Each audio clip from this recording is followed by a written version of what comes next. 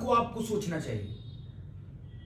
कौन आस्तिक है, कौन नास्तिक है, कौन क्या है, ये लिखने की क्या जरूरत पड़ गई। यह लेख भगत सिंह ने जेल में रहते हुए लिखा 27 सितंबर 1931 को। लाहौर का एक बहुत फेमस अखबार है द पीपल्स, उन्होंने इसको प्रकाशित किया।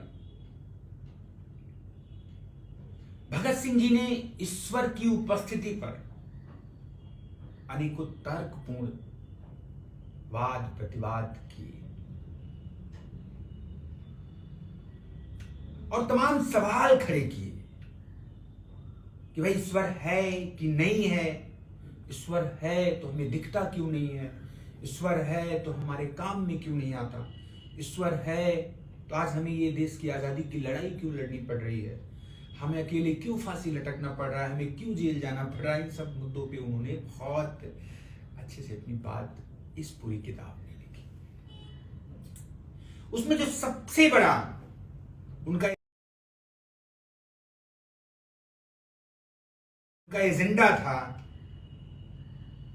कि इस संसार के निर्माण में ईश्वर का क्या योगदान है, मनुष्य के जन्म में ईश्वर का क्या योगदान है, मनुष्य की दीनता,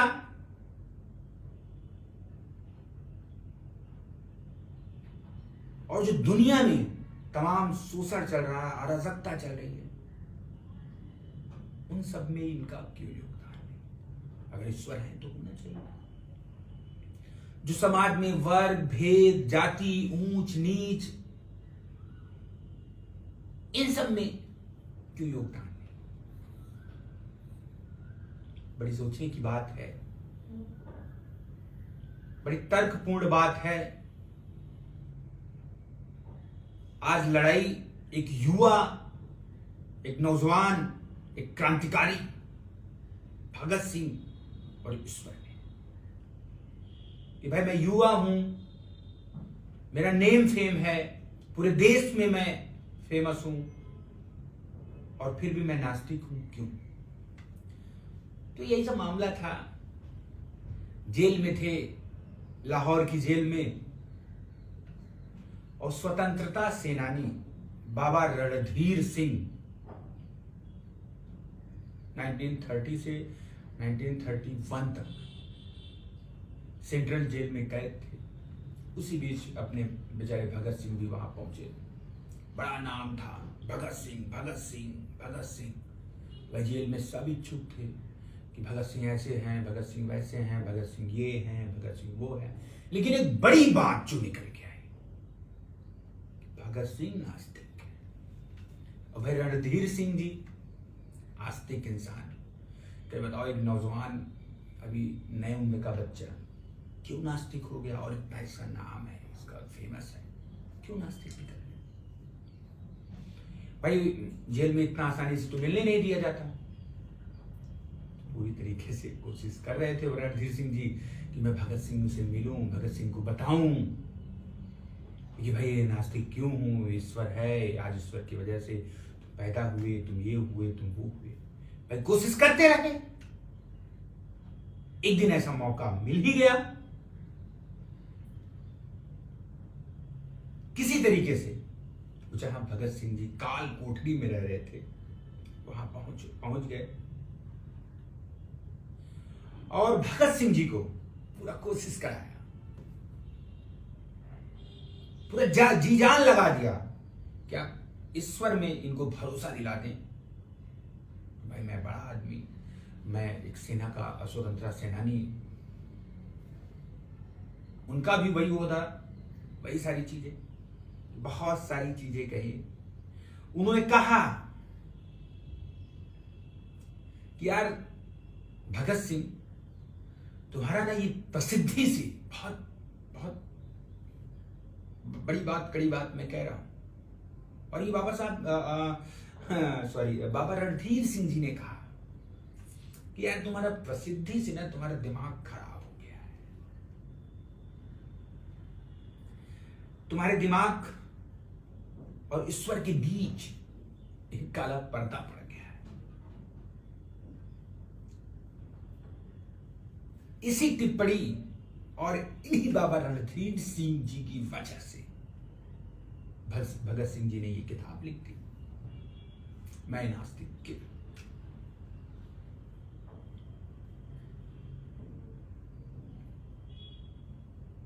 भगत सिंह जी ने इस किताब को लिखते समय ये सोचा कि मैं किसी अहंकारवश, मेरी प्रसिद्धि इतनी ज्यादा है, मेरा नाम है, इस वजह से क्या मैं नास्तिक हो गया हूं।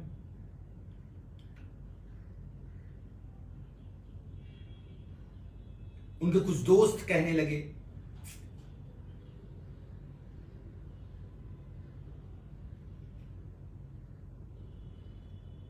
कि बताओ भगत सिंह, तुम्हारा नाम इतना हो गया, तुम्हारी प्रसिद्धि इतना हो गई, तो तुम आज अपने आप को नास्तिक कहने लगे।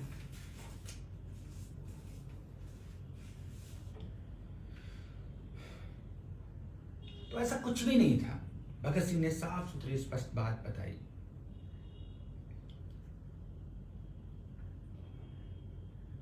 कहा कि ये जो नास्तिकवाद अभी आप लोगों को लग रहा है कि अभी हाल में ही उत्पन्न हुआ है, ऐसा कुछ भी नहीं।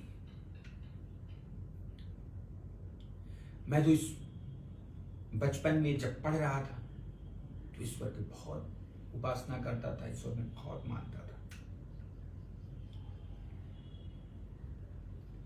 और मैं बहुत पढ़ाकू भी नहीं था, मैं बहुत लड़ाकू भी नहीं था। एक शांत स्वभाव, सरल, लज्जा, जो कहते हैं ना कि मारे लाजे मर जाएं, उस तरीके के व्यक्ति भगत सिंह जी थे। उन्होंने पूरी कहानी अपनी बताने लगे कि नहीं, मैं बहुत साफ सुथरा इंसान, बहुत सीधा साधा, ये है वो है। वो अपने बाबा जी के साथ रहते थे और बाबा उनके कामरेड थे, सीपीआई वाले। लेकिन वो भी नास्तिक नहीं होते, वो भी ईश्वर में आस्था रखते हैं। उनके पिताजी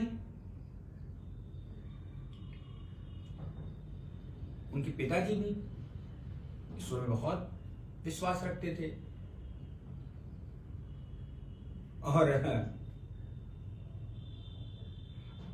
हर हाल में उनको भी वही प्रेरणा देते थे कि ईश्वर पे आपको भरोसा करना पड़ेगा, आपको ये टाइम पूजा करनी। और भगत सिंह जी जब डीएवी स्कूल लाहौर में पढ़ाई करते थे तो सुबह उनका सबसे पहला काम होता था उठना, पूजा अर्चना, धूप अगरबत्ती सब कुछ करके तब जाके पढ़ाई या फिर कोई अन्य काम करने जाते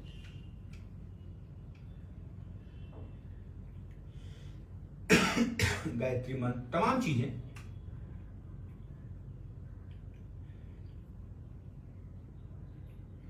उनके पिताजी आर्य समाजी थे, आर्य समाज के लोग भी भगवान में तो आस्था रखते ही रखते हैं।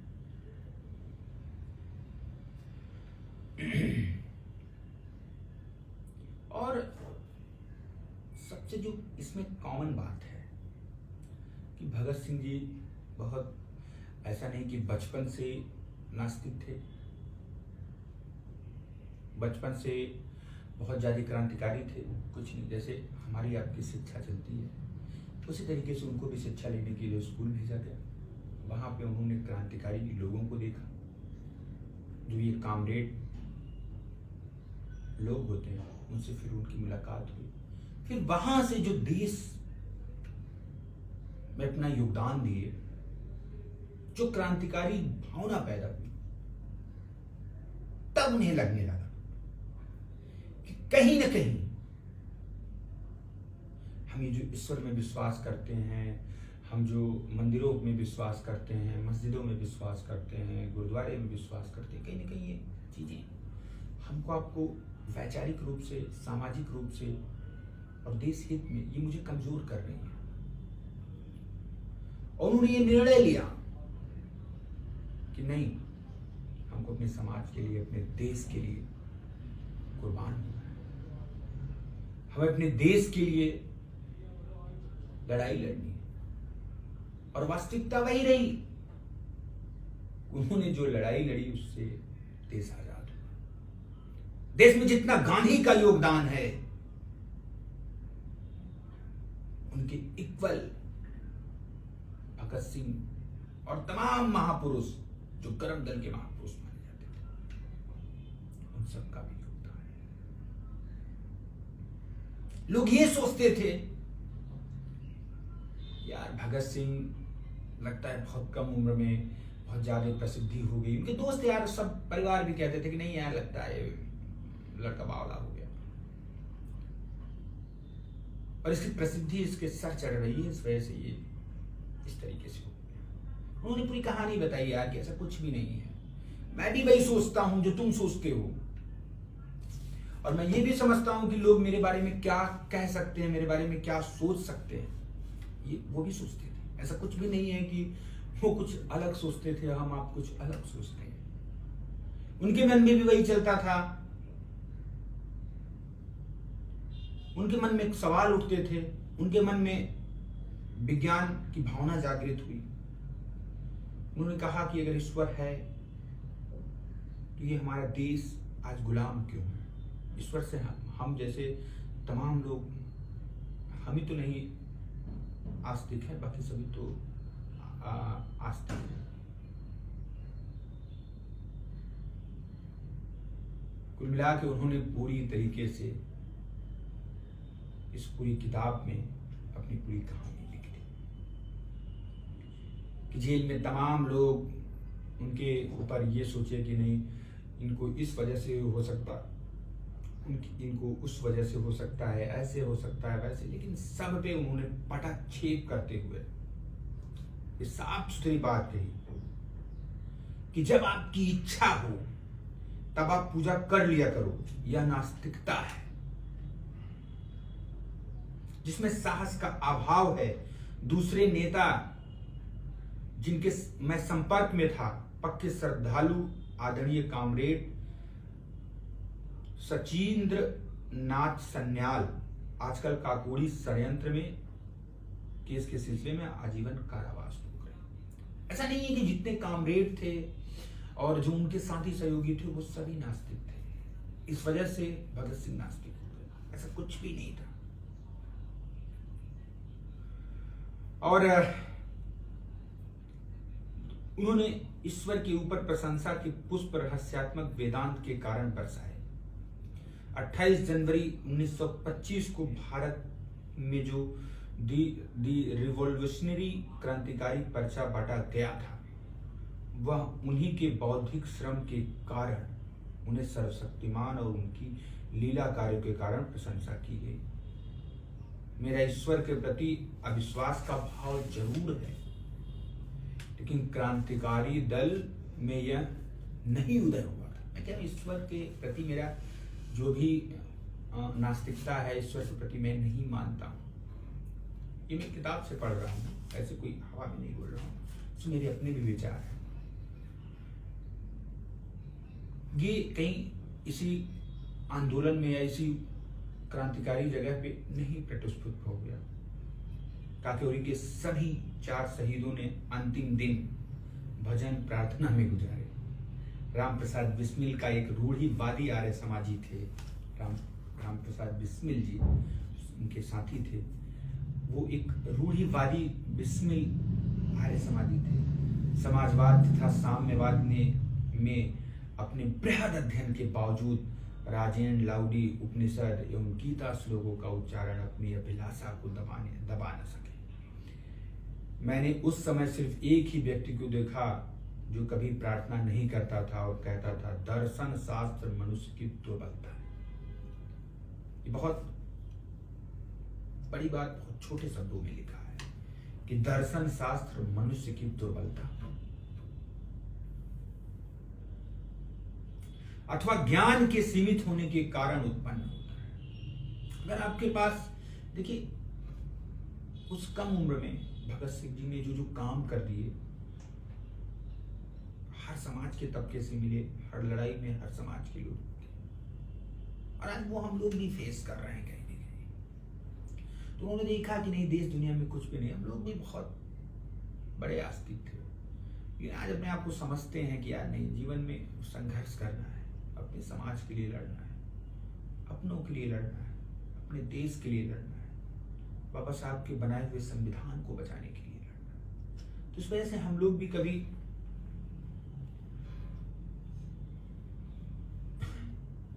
भगत सिंह जी एक बड़ी बात अपने ही बारे में लिखे कि मैं इस समय केवल एक रोमांटिक आदर्शवादी क्रांतिकारी था।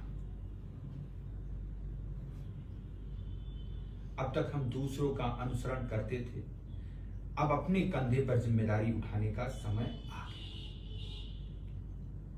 यह मेरे क्रांतिकारी जीवन में एक निर्णायक बिंदु था। अध्ययन की पुकार मेरे मन के गलियारों में गूंज रही थी। विरोधियों द्वारा रखे तर्कों का सामना करने में योग्य बनने के लिए अध्ययन किया मैंने। मई 1927 में लाहौर में गिरफ्तार हुआ। रेलवे पुलिस हवालात में मुझे 1 महीना काटना पड़ा। पुलिस अफसरों ने मुझे बताया कि मैं लखनऊ में था जब वहां काकोरी दल का मुकदमा चल रहा था, कि मैंने उन्हें छुड़ाने की किसी योजना की बात की। सहमति पाने पर कुछ बम प्राप्त किए गए थे। मैं 1927 में दशहरा के अवसर पर बमों का एक परीक्षण के लिए भीड़ में फेंक दिया कि यदि मैं क्रांतिकारी दल की गतिविधियों में प्रकाश डालने वाला एक वक्तव्य दे दूं तो मुझे गिरफ्तार नहीं किया जाएगा, और इसके विपरीत मुझे अदालत में मुखबिर की तरफ पेश किया गया, बगैर रिहा किए कर दिया गया। इनाम दिया जाएगा। मैं इस प्रस्ताव पर हंसा। यह सब बेकार की बात है। हम लोगों की भांति विचार रखने वाले अपने निर्दोष जनता और बम फेंका करते हैं। इस तरीके से उनके ऊपर आक्षेप लगाया गया। इस परीक्षण पर खरा उतरना आसान काम नहीं था। जो ये परीक्षण कर रहे थे कि मैं नास्तिक क्यों, इस परीक्षण पे इतना आसान नहीं था। विश्वास कष्टों को हल्का कर देता है, यह तक कि उन्हें सुनकर बना सकता है। ईश्वर में मनुष्य को अत्यधिक सांत्वना देने वाला एक आधार मिल सकता है। उन्होंने कहा कि अरे ठीक है, सारी बातें ठीक है, मुझे ईश्वर में विश्वास रखने के लिए कोई एक आधार मिल जाए तो मैं चीजों को आगे बढ़ जाऊं और उस पर मानूं। उनका ये साफ सुथरा कहना था।